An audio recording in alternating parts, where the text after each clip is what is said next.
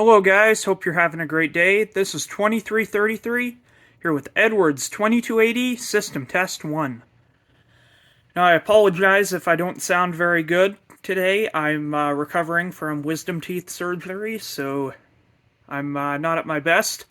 But I figured I'd show off this panel for you guys.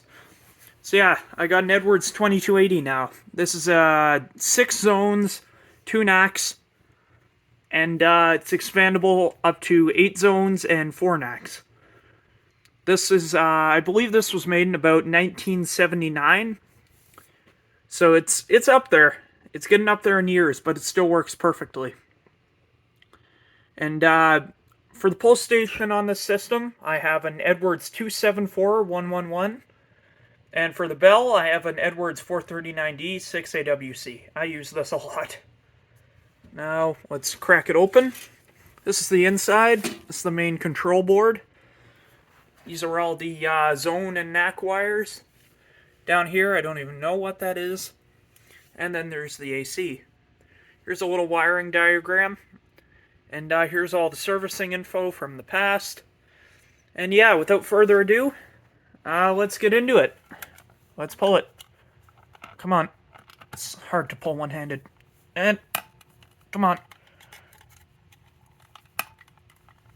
I'm gonna have to set the camera down.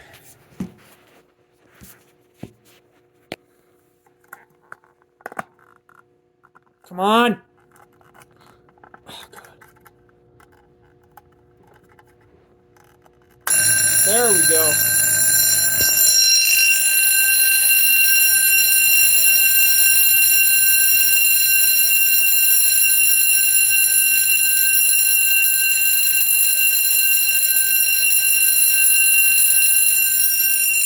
Alright, silence! This sounds really bad because it's rubbing up against it. Shut up! Up against the wall. Alright, reset.